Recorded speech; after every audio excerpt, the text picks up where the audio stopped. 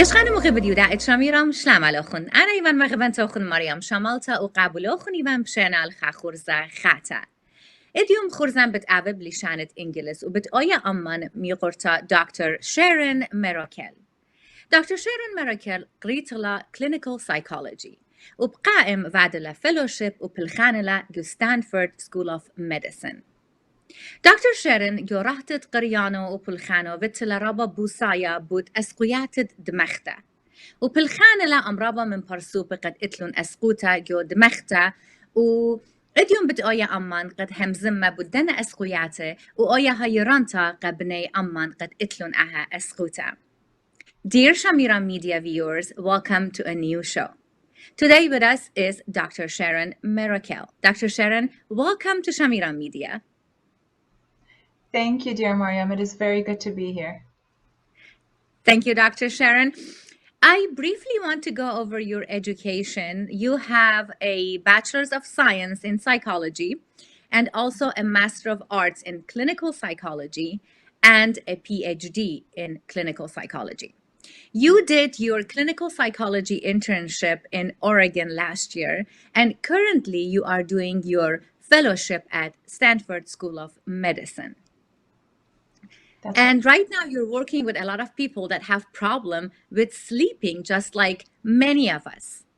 Today we are going to be talking about some common sleep problems and how we can overcome them as an individual as a community. Thank you for being with us today. Of course, it's a pleasure to be here. Dr. Maroukel, what are some of the common sleep disorders? Sure. Gosh, I would say one of the most common sleep disorders is certainly insomnia, or it can be broken up into three pieces, essentially: trouble falling asleep, trouble staying asleep, or having early morning awakenings, for instance, before your intended wake-up time. So I would say certainly insomnia is one of the biggest ones. Then we also have sleep apnea, which is also a medical condition, which is where there's an obstruction in your airway system, where you're not able to take in enough air, and so your body wakes you up in the middle of the night, perhaps several times per hour, in order to wake you up, to jolt you awake so that you can continue breathing again. Then we also have circadian rhythm disorders. These are folks who might be what we call night owls or morning larks, who are waking up earlier than others or sleeping later than others, and therefore needing to wake up later than others.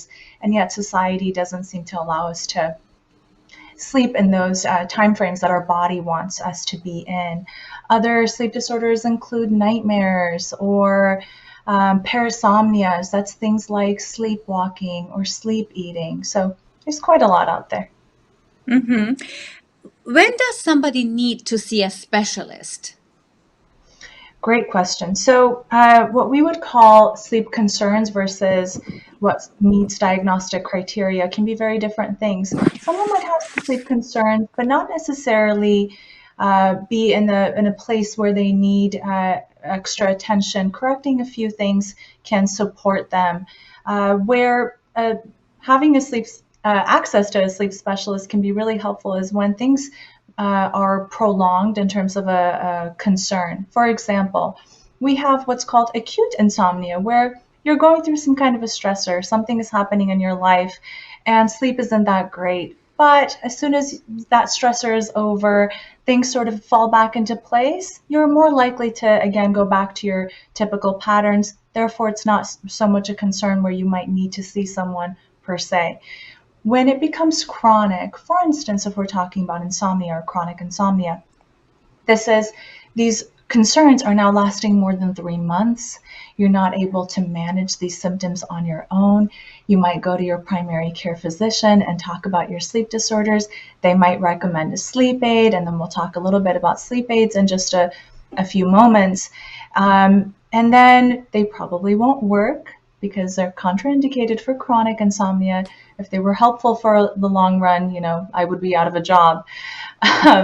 And so that's actually a good time to then look into a sleep specialist, someone who's able to support you through it. Another example is folks with sleep apnea who have access to a sleep clinic, they're able to go and have what's called a polysomnography, which is an overnight sleep study in a sleep clinic, or a home sleep test to then diagnose their sleep apnea.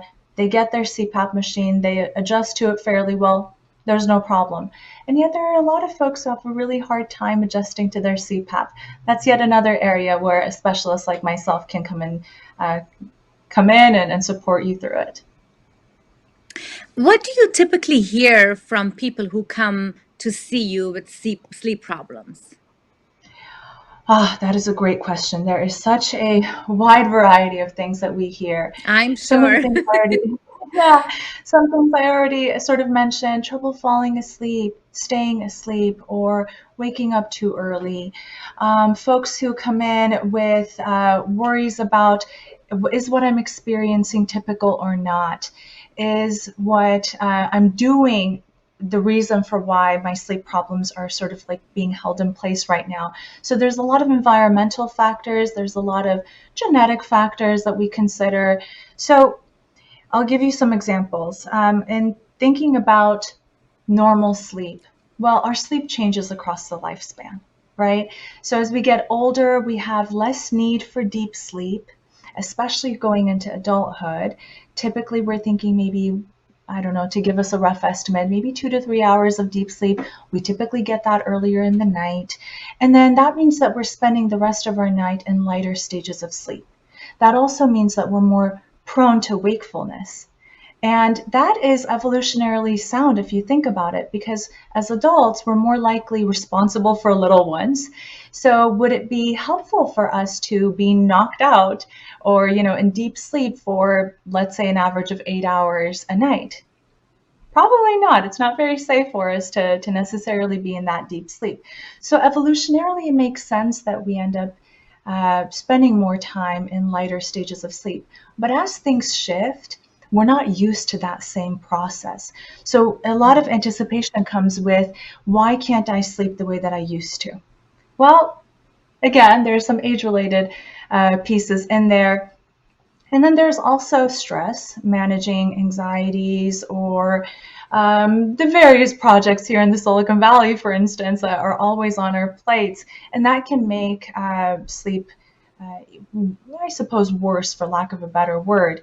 So a lot of times I hear folks coming in through the clinic saying, I am delaying my bedtime essentially because of work projects. Well, what's typically happening? We're sitting on our screens for a long time, all the way until probably close to bedtime. Some of us might bring our light sources to our bed with us, and that can further inhibit our ability to produce natural melatonin so that we can go ahead and sleep at an appropriate time. So these behavioral factors play a pretty big role in helping our sleep be more sound, increasing the quality of our sleep. What does normal sleep look like?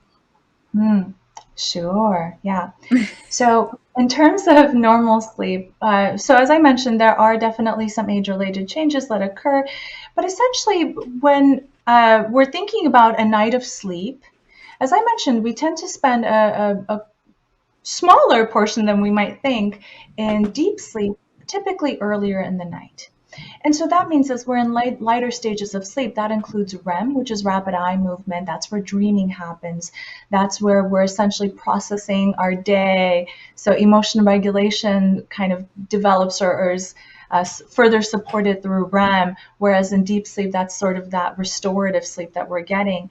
And so typically, on average, normal adults wake up anywhere from 10 to 12 times in a given night. And yet we don't remember all of those 10 to 12 times. The rule of thumb is if it's shorter than about 3 minutes, we're less likely to remember it. The minute it's 3 minutes or more, we're more likely to remember that awakening. And sometimes that's when, trouble tends to occur. If you're having these awakenings and you tend to remember them the next day, hopefully you're not tracking them and obsessing over what your sleep architecture looks like on a wearable device, for instance. So if you're remembering these awakenings because they're longer than 3 minutes, here's what I would say is important to assess. Are you maybe going to the bathroom, coming back, and able to fall back asleep within a short period of time? That's not a worry. It's not a problem per se. We'll talk a little bit more about sleep apnea and what that might mean in that context in a moment. Um, but otherwise, if it's now lasting longer, so the rule of thumb that we give folks is about 30 minutes to fall asleep, about 30 minutes of wakefulness in a night. That is normal for adults. So if you're now having these prolonged awakenings where you're awake for a long time, tossing and turning in bed, now you're frustrated, now you're thinking, I'm never going to be able to sleep, I have to worry about my projects the next day, then we're introducing a sense of arousal into our sleep that's then just going to make sleep even more elusive. Then we're falling in the range of, no, it's starting to be a concern. But otherwise, about 30 minutes to fall asleep, about 30 minutes of wakefulness in a night, that's fairly typical when we think about adult sleep. You briefly mentioned the wearable devices to Yeah. track your sleep habits and Yes. behavior. Do you recommend those? That is an interesting topic. I'm really glad you asked.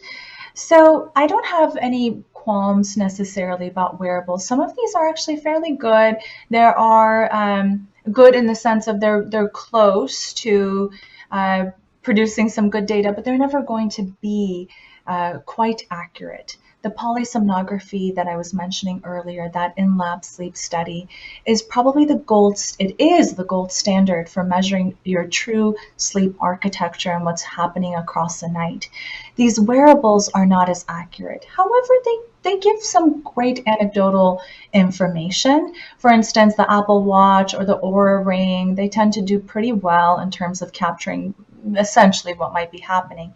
And yet, for someone who has not sleep apnea, probably you'll be able to notice some of these arousals as well. But for someone with insomnia who's having these issues and now you're anxious about your sleep, is it a good idea to increase your anxiety by obsessively tracking your sleep throughout a night? Not so much. That's again increasing the that sense of both anxiety and arousal and hypervigilance around your sleep.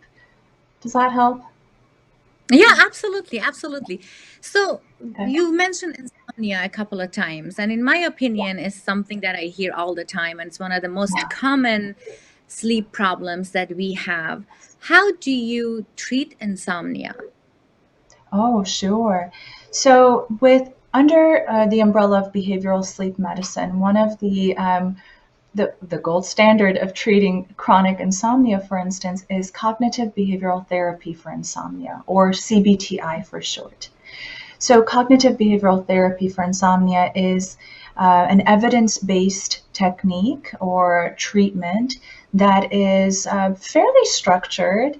I have I really like to showcase to folks that there is flexibility that we're going to be introducing in there because you're an individual, you're not a cookie cutter person that's coming in and I have to then just subscribe to this modality, blindly. But essentially, cognitive behavioral therapy for insomnia includes first an assessment of what might be happening. So we've got a biopsychosocial intake that we typically give to folks, or I would be the one to administer it. It's typically 60 minutes, maybe sometimes pushing it to 90 minutes.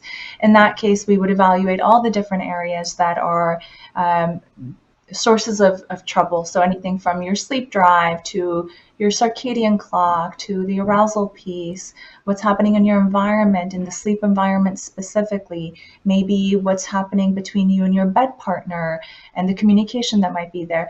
So after that assessment piece, then typically it takes in the ballpark of about 4 visits. That's how powerful this treatment is. So in about 4 visits or so, give or take, not a hard and fast rule, we are able to treat and essentially lose the diagnosis of chronic insomnia quite easily. What's involved is it's got some tough pieces in there, not impossible, but I do always like to tell my patients that it is involved. We're going to be going over some skills together. I'm going to be giving you that education because I want you to become essentially an expert in your own sleep. And then after that, we're going to talk about skills you're going to be putting in place. I won't be there to hold your hand. You're going to be the one to put them in place. So that includes oftentimes a lot of folks tend to spend a lot of time in bed. Most of that is not spent asleep. So we shorten that sleep window. That is called stimulus control to some degree, where we're not letting you to just sit and stew in your worries in bed. We're going to take away some of that empty space. We promote what's called bed association. While you're in bed is where sleep ought to happen, right? So we're wanting to strengthen the association with your bed being a sanctuary for sleep. And so if you're awake in the middle of the night for what feels like maybe about 20 minutes or more, and now you're frustrated, you're clearly not likely to sleep anytime soon, that's a great time to get out of bed, because we don't want to build a strength between frustration and being in bed. We want to strengthen the association with sleep and being in bed. So these are the skills that I'm sort of talking about. We then talk about how to build up your sleep drive. Sleep is a 24-hour process. It's not just something that happens at night. So everything we do throughout our day impacts our sleep. So when we're talking about building sleep drive, for instance, we're aiming for anything that's essentially going to be burning energy, whether that's physical activity or mental activity, like those problem-solving mental jumping jacks that you're doing in order to, whether it's working through a project or doing a Sudoku puzzle with your family or playing games, whatever it is, all of these things essentially build up sleep drive. We're breaking these ATP bonds, adenosine triphosphate, and we're having all this built up adenosine throughout the day that is essentially promoting our sleep drive or helping us sleep when we get to nighttime or bedtime for us. Mm-hmm. Um, what I commonly also see is that some nights we sleep great and some nights we don't. Is that only stress related or could it be nutrition related?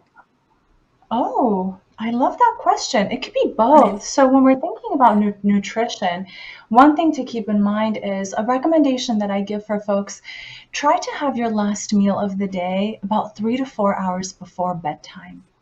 Sometimes that can be really hard to control. But if you think about the process that our body goes through in order to metabolize our last meal, especially a large meal that's likely including carbs or complex carbs especially, then it is a challenging process for the body. If we're doing it right before bed, we're more likely to have restlessness in our sleep. We're also more likely to have stress-related dreams, like our body is essentially in some sort of a battle as it's trying to go through that digestion process.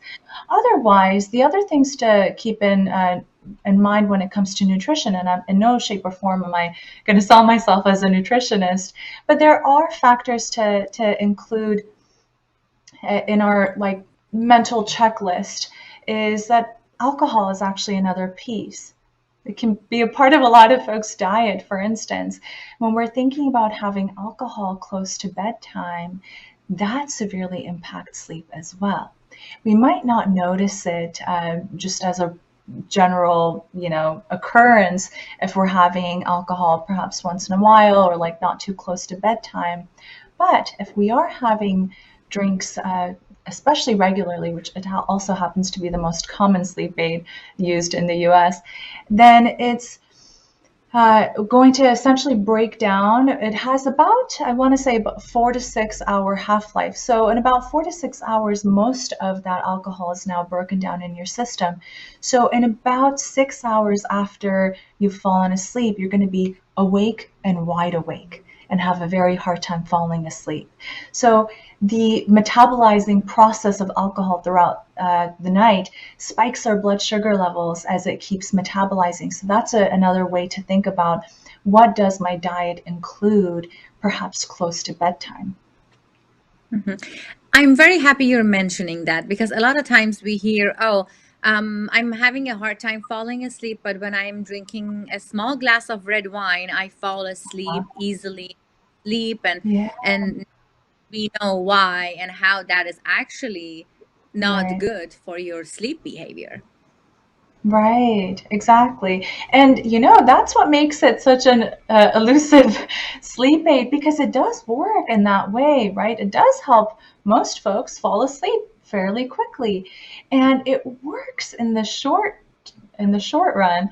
And yet, as if we were to use it, especially chronically, what happens is that that efficacy holds at the beginning of the night, so it helps us fall asleep, but it disrupts and changes our sleep architecture throughout the night and makes it even more challenging for us to have restorative or restful sleep. So then that's the trade-off that we give in terms of using alcohol. If we're talking about once in a while, I'm not going to tell anybody you can't drink. That's, not, it's not my place to necessarily say what folks ought to do with a glass of wine here and there. And yet, I encourage folks to experiment. Maybe take a 4-week hiatus, a little break from having alcohol. That's 2 weeks to clear it really truly out of your system, 2 weeks to collect your own data on what your sleep is like without alcohol, and then bring it back. See if you notice a change. Most folks do. Great advice. Thank you, Dr. Maroukel. Sure. What can you tell us about melatonin that Mm, a lot of people take to fall asleep? Some of them have a great experience with it, some of them yeah, don't. What is your experience with melatonin with your patients? sure. The other piece of disclosure I want to give is as a non-prescribing provider, I don't prescribe things to folks, but I can definitely give you plenty of anecdotal information that I've gathered. And I often work with patients in terms of tapering off their sleep aids. I work alongside with their providers, prescribing providers. But about melatonin, melatonin is something that's naturally occurring in our system, right? So what's happening is, for instance, at nighttime, if we think about, I want to backtrack this a little bit. If we think about our ancestors, cave people, they essentially regulated their circadian rhythm, their sleep-wake circadian rhythm with the sunlight, right? So as the sun rose, we would wake up with the sunlight and we would go throughout our day. And as we lost sunlight through sunset, then we would wind things down and have less and less daylight. The only thing we really might have had is perhaps a fire in a cave, right? So no more overhead, broad spectrum daylight. So if we're having dim lighting, what's happening in the evening, our natural production of melatonin starts to go up. Because we're not getting this consistent cue from daylight to suppress our natural melatonin production, now our body is getting the signal, oh, it's probably a great time for me to go to sleep. So our natural system's melatonin starts to kick in. So when that happens, then typically about 2 or so hours before bedtime, we start to see that increase in melatonin production. All the way until bedtime, we've got enough of it now to again support our sleep. And as we go through the night, that melatonin slowly decreases. We're sort of working it through. And in the mornings when we wake up, as we've got daylight, again, if we're thinking about our ancestors that are walking out of their cave and there's the sun, right? That light is essentially suppressing that melatonin production. It's telling our system, oh, let's stop that. It's time for me to be awake. So light is wake promoting in that way. So melatonin isn't a bad thing. It's something that we need and it is in our system. When we're talking about supplemental melatonin, so taking something like over the counter, for instance, a few things to keep in mind. One, melatonin is not FDA regulated. So that means, and there are plenty of research articles out there that are essentially testing one bottle of melatonin from whatever brand. One tablet has 10 milligrams, the other has 5, another one has like none. So it's not really regulated in that way. So we're not really sure exactly what we're putting in our system.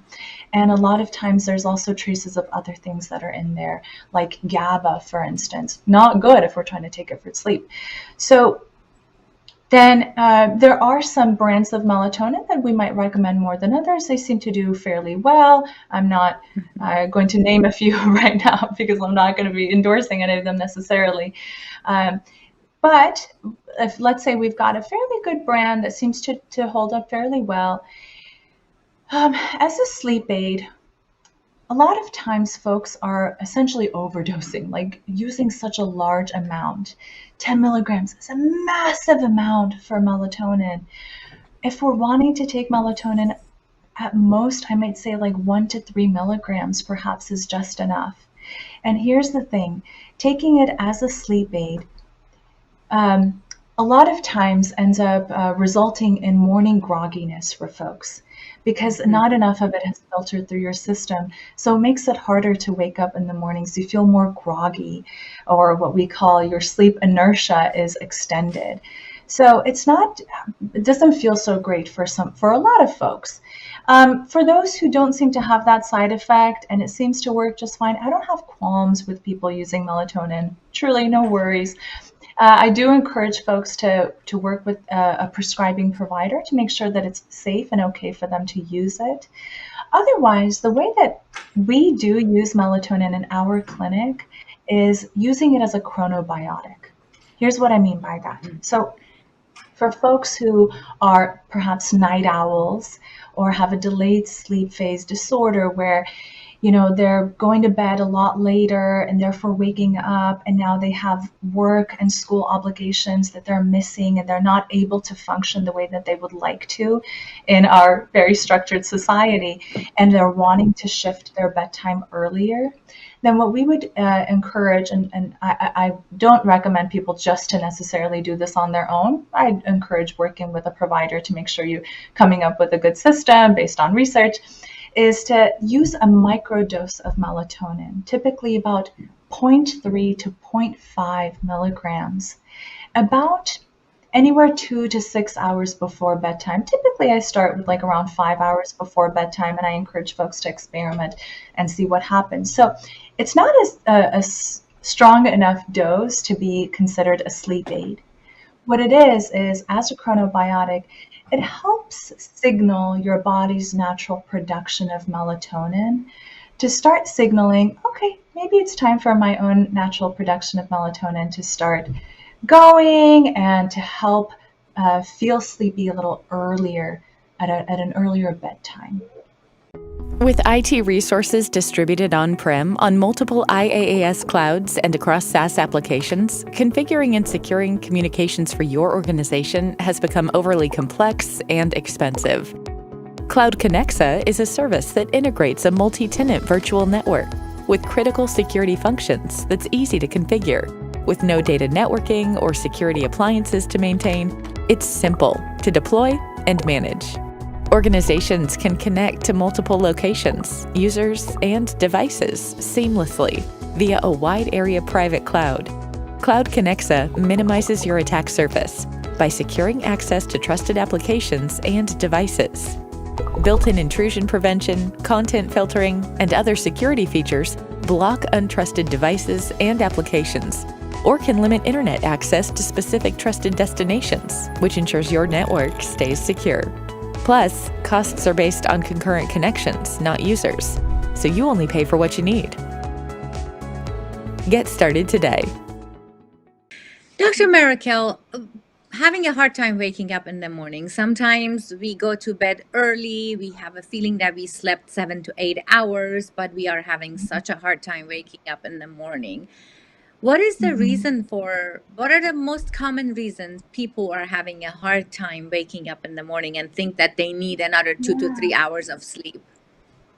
Yes. Oh, I hope I can answer all of these. Several answers popped up into my head. So let me see if I can organize my thoughts a little bit.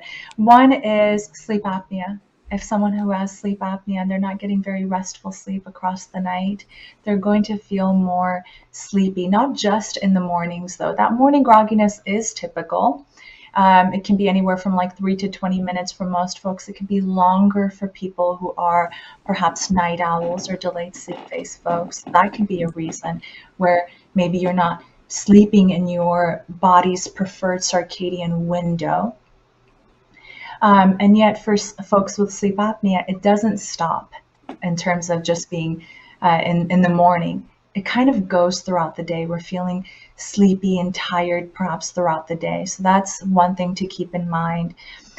Another is, so that circadian rhythm disorder, perhaps like living outside of your circadian window, going to bed earlier than maybe your intended wake-up time, and then waking up where your body's your lowest core body temperature is now outside of the window of sleep. That means, I don't want to get too technical, but it means that you're waking up at a time where your body really needed to still be asleep. So it isn't related to necessarily how much sleep you're getting, but where in the night you're getting that sleep. I think that another answer had popped into my mind earlier that I might have lost. Maybe I'll come back to it. It's okay. When it comes back to you, just let me know. Sure. I also want to talk about sleep apnea, that it's also one of the common sleep problems that we see. Is sleep apnea only medically treated, or you as a clinical psychologist can also help with sleep apnea? Good question. So the gold standard for sleep apnea is PAP therapy, which is positive airway pressure therapy. It's that device, the CPAP machine you might be familiar with. So CPAP stands for continuous positive airway pressure. That is always going to be the gold standard when we're thinking about sleep apnea, because that is essentially a structural, most of the time, structural situation. It's a medical condition in the sense that your airway is collapsing throughout the night. And so this continuous positive airway pressure is allowing your airway to remain open. A lot of these devices are so brilliant these days, are quite well designed in the sense that they also ramp up as you have fallen asleep. They adjust. You can set all of your settings. You can work with a medical provider to adjust your settings to help keep your airway open, and essentially during that inhale, perhaps having a little bit more pressure. During the exhale, have the pressure go down so you're not feeling like you're being blown away.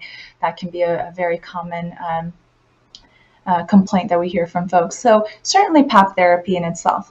Where I come in is I can help with the adjustment piece, because it's not an easy thing to adjust to. It doesn't mean that PAP therapy is also the only thing out there for sleep apnea. Just because it's the gold standard doesn't mean it's the only thing. We also often recommend positional therapy for folks who might have position-dependent sleep apnea. So for instance, if you're supine, AHI stands for an apnea-hypopnea index. That's the number of events per hour that you might have. So for those who have sleep apnea who know what the AHI stands for, you get a gold sticker for knowing your sleep apnea terms. So if you're supine, meaning on your back, is worse, which often is the case, because if you think about it, if you're sleeping on your back, your airway structures are essentially collapsing on their own a little bit more. So positional therapy would include making sure that you're sleeping on your sides more than your back. If you have a hard time controlling that because you're more comfortable sleeping on your back, there are some devices out there, pillows. Like there's these rolled sort of pillows that you can strap onto your belly and have sitting on your back to essentially keep you on your side. There's also, and I would really say, these dental devices to go through essentially a dentist who is familiar with sleep devices. The name skips me, but there are some sleep medicine dentists out there who are specializing in this area, who can create oral devices to help open up your airway. And if that's the structure that we're talking about that can be helpful, that's a great alternative as well. So there are options out there. Wonderful. Thank you for that very helpful information, Dr. Maroukel. Yeah. I personally need 7 to 8 hours of sleep. So I make sure to, sleep on time. It doesn't happen all the time, but I try to do that as much as possible. And I feel like if I sleep less than 7 hours, I'm tired the entire day next day. Do we all need 7 to 8 hours of sleep? No. That is such a big misconception that's out there. I mean, even our physicians, you probably have heard that from your doctor, get your 7 to 8 hours of sleep. And, it's all well intended, truly, because that's sort of if we're thinking about the normal population, most folks perhaps fall in that like 7 to 8 range. But it's not for everyone. As adults, it can be as little as 6 hours, and folks thrive on that. They're great. More than 6 hours, now they're groggy. Now they're too tired. They're overslept. And then we've got folks who might need perhaps 10 hours of sleep. When I think about those 10-hour-a-day folks, I'm thinking about our athletes, for instance, who are constantly tearing their muscles, rebuilding, tearing and rebuilding. So that sense of like growth that we see in children, therefore they need more sleep. And I'd like to actually come back to that in just a moment. We might see that again for these adults. So it is a spectrum. And the idea is, given that there aren't any other like medical conditions, if we're talking about just like figuring out, titrating what your personal body sleep need is, experiment. Go a few days, see what feels good. I would encourage a few pieces to also be in place, which is making sure dim lighting at least an hour before bedtime, protecting your sleep environment by having dim lighting. I know that sounds hard to do, but maybe setting away our devices, because the blue light that comes from these screens mimics that broad spectrum daylight that we get with the sun. So protecting it in that way. In the morning, then getting your daylight, and then assessing, gosh, how am I doing on 6.5, 7, 7.5, 8, 8.5, 9 hours of sleep? And then finding out what works really well for your body. It sounds like you figured out yours. Yes, I figured out mine. Yes. Great. You touched on screen time, on electric Yes. device like iPhones and iPads, Yeah. etc.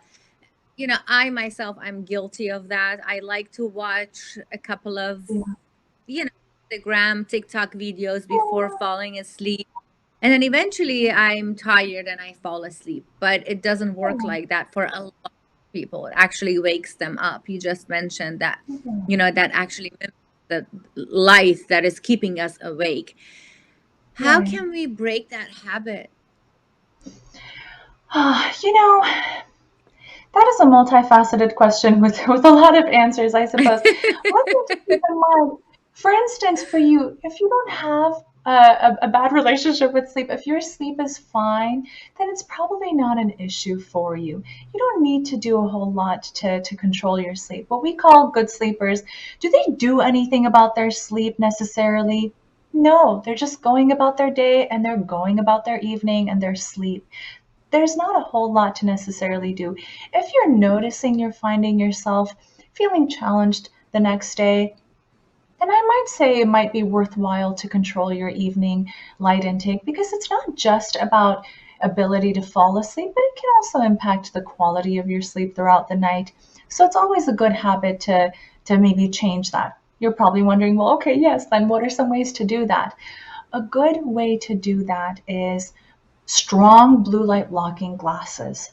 And I'm not just talking about the ones who look like regular glasses, but then you can't tell. I'm talking about like they're tinted orange, reddish, so that they're truly blocking those blue rays coming from our screens.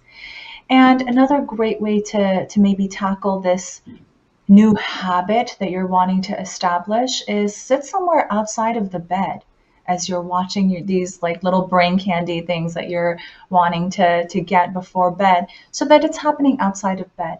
Again, we're wanting to break the association of wakeful activities in bed.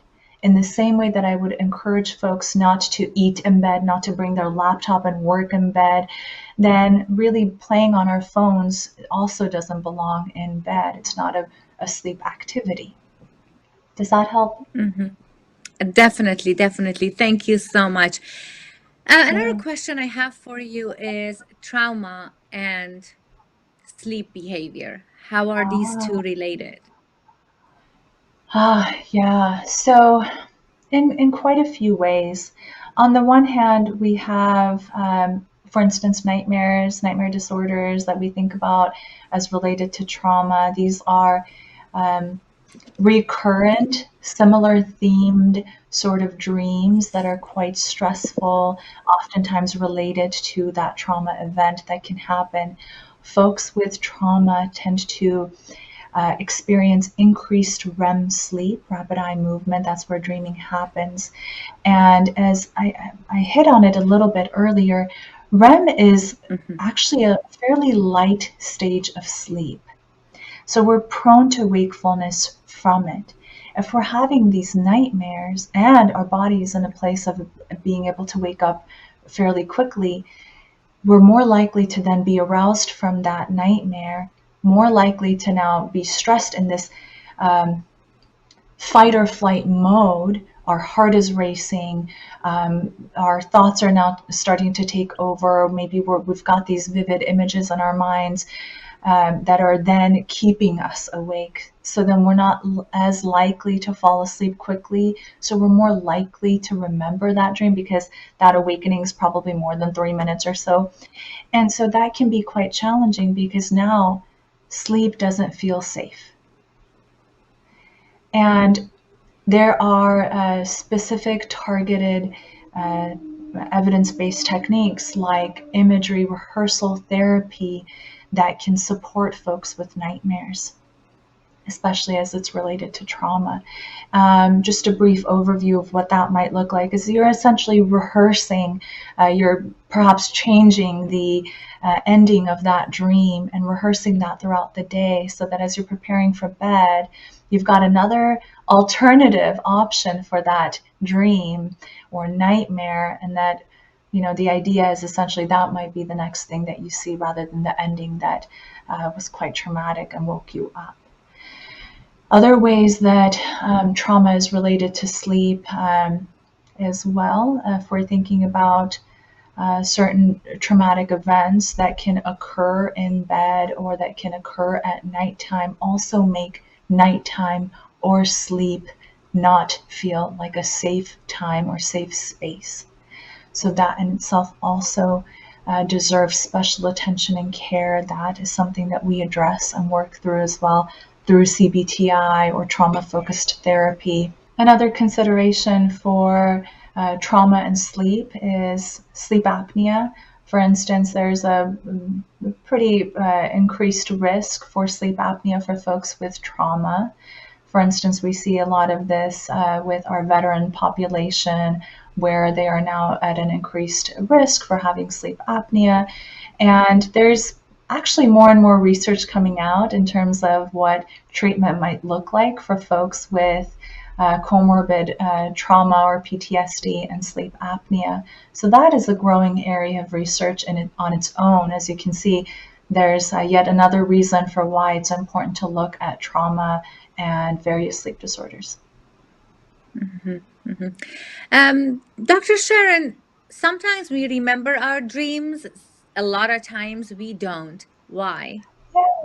That's a great question. So it can honestly be a matter of how long our awakening is right around REM.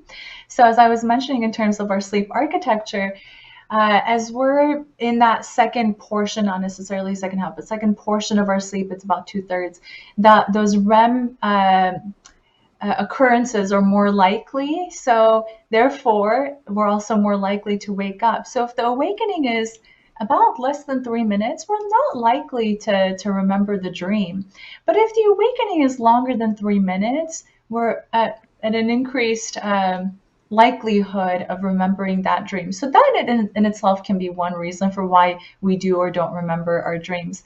But another is, just as I was mentioning earlier, if that dream is a stress dream or a nightmare, then our heart is racing a little bit more.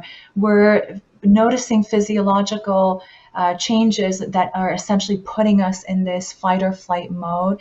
So therefore, we're also more likely to now that we're awake, to stay awake. A lot of times the things that wake us up are not necessarily the things that keep us up.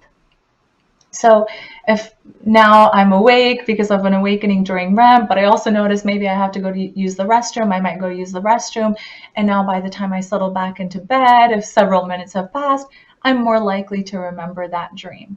Or if it's happening close to wake up time and now, yeah, I just got out of REM and I'm remembering my dream, I can probably take a wild guess. Most folks, especially if it's not a stress or a nightmare sort of dream, then we all, like 5 minutes later, we don't even remember the details anymore. Exactly, exactly. Dr. Sharon Maroukel, my last question to you is, we see that some people have so much problem falling asleep that they get medication prescribed to them. How do you work with patients who are taking sleep medication, actually that were prescribed by their primary care physician or another physician? Sure, absolutely. Well, the sheer fact that people are coming into my office saying that they've got sleep problems and are taking sleep aids tells me that clearly the sleep aid isn't working. That's usually the case because sleep aids are, I'm not going to hate on sleep aids in that way. Don't get me wrong.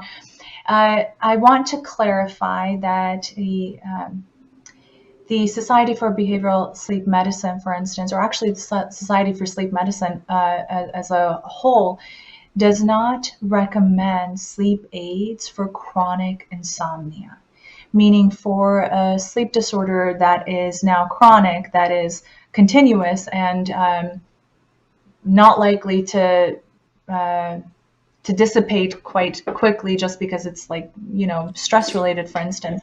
It's not a great source of treatment. What is a great source of treatment is cognitive behavioral therapy for insomnia, which we've talked about to some degree. But here's why sleep aids are not great. They work in the short term, about a few weeks. They can help push folks out of acute insomnia, for instance. If there is a stressor, if there was loss or something that's happened in your life and you're needing something to kind of kick you out of that pattern, they can be quite effective. And yet they lose their efficacy fairly quickly. And here are a few things that happen if we are taking sleep aids for a long time. One, it changes the structure of our sleep.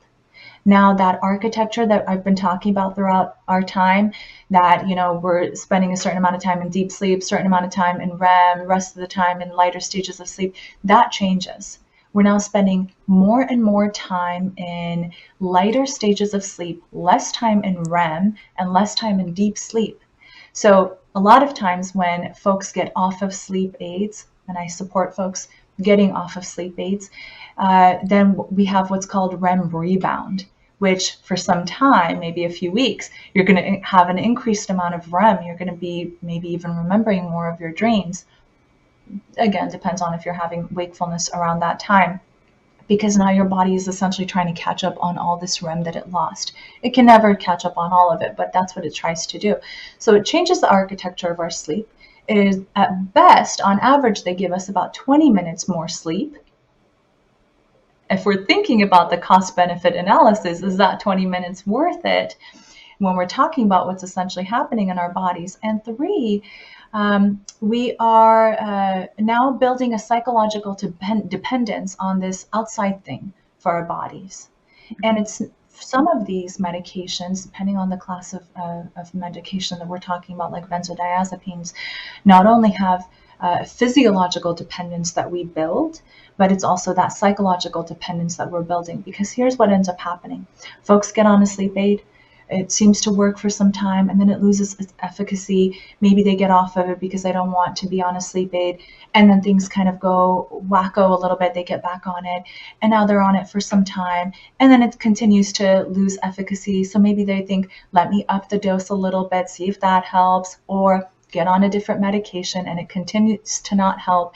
So you're on this little cycle, and the idea that's built now is that I need this thing in order to support my sleep. And what folks do, they will take a few days of a break. Things are not great for a few days. Let's say by the fourth day, they can't take it anymore and they get back on the medication. Whereas truly, yes, it takes a few days for us to start to let go of that habituation. Again, it depends on the class of drug that we're talking about. But if we had just waited for that fourth day and still continued to not take the sleep aid, our own sleep drive is actually going to help us sleep. We would have knocked out probably anyway.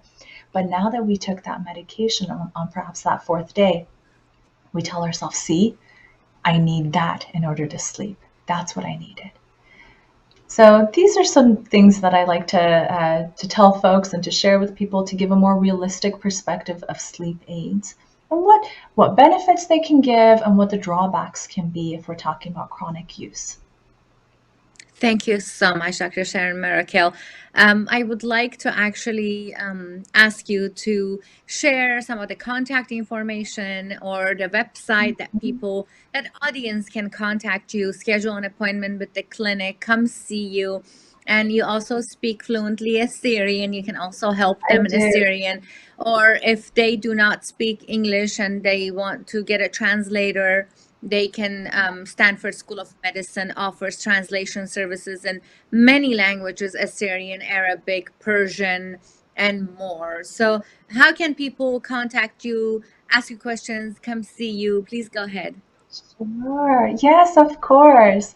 You know, the great thing about our clinic, the sleep clinic at Stanford, is that you can self-refer to our treatment. So you don't need necessarily anyone like a primary care provider to refer you to the clinic, although you can certainly do that as well. So you can self-refer. We take a wide range of insurances, and for a lot of folks, there can be a single case agreement that can be made if your insurance doesn't offer cognitive behavioral therapy or a provider who's specifically trained in this modality. So you can sort of push for a single case agreement to still see us within our clinic. I have a direct supervisor who is essentially the head of our sleep and circadian health services at the sleep clinic, Dr. Fiona Barwick. I've got her contact information that I can share with you along with myself. Essentially, you can hop onto Google and type in Stanford Sleep Clinic. We're located in the Redwood City office, and ours is the Sleep and Circadian Health program that I'm a part of. And referrals are not terribly hard to get either, as I mentioned. What I do want to put on folks' radar is, a lot of times the wait can vary. Right now, things are actually looking pretty good. We're able to get folks in fairly quickly. I want to say within a couple of months, perhaps. I know it doesn't sound as quickly, but it was out by like a year, not too long ago. Thank you so much, Dr. Sharon Maroukel, for joining us today. I learned a lot from you during the time that we had together here, and I'm sure our audience did too. I encourage everyone who has any sleep problems or any questions or wants to come see you to contact you or to go to the website to get more information. I also would like to thank Cinnamon Production and OpenVPN for supporting us in making this show possible. Thank you, Dr. Sharon Maroukel. Best of luck to you. Thank you so much.